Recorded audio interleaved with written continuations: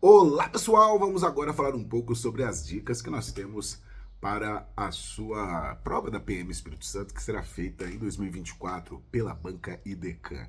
Casca grossa, exigente e, dentre as grandes bancas brasileiras, eu sempre associo que ela seria um misto de VUNESP com Fundação Getúlio Vargas, porque ela sim pede elementos interpretativos, porém é necessário coisa da VUNESP, né? E porém é necessário muita informação quantitativa, coisa da Fundação Getúlio Vargas. As duas bancas pegam pesados em termos de conceitos, então é necessário que você saiba os principais fatos que estão relacionados à história e geografia do Espírito Santo, à história e geografia do Brasil e também, né, ter alguma reflexão sobre eles. Então, falando sobre o Espírito Santo, nós temos que lembrar que acompanha toda a história do Brasil, porque os primeiros povoamentos remontam ao início da colonização.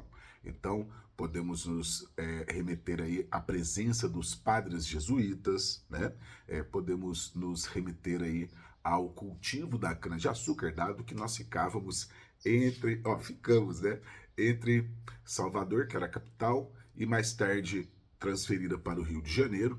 Então, nós estamos aí numa região de clima quente, clima úmido, solo muito fértil e uma posição litorânea estratégica. Também lembrando que havia uma forte pesca naquela época, inclusive pesca de baleia, para poder abastecer as vilas brasileiras de óleo de baleia, que era utilizado como óleo para acender a iluminação caseira e pública.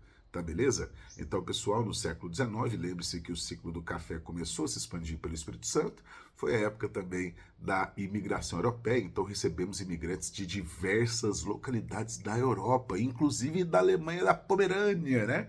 Os pomeranos, como inclusive, né, um dos ramos que vieram nesse ciclo migratório foram para Santa Catarina e tem uma cidade chamada Pomerode, né? Lá, enfim. Então, pessoal, bora lá. Lembre-se que essa mão de obra europeia, ela foi utilizada para trabalhar na construção das ferrovias.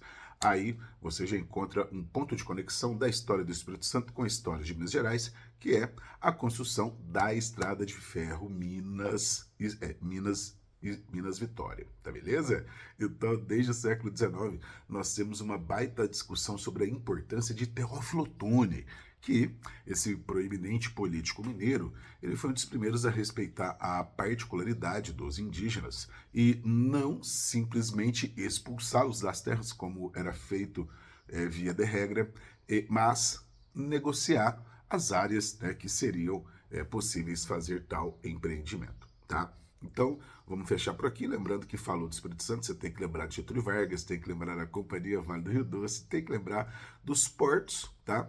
De Tubarão e Vitória, que são os principais portos de exportação de commodities que nós temos no Brasil.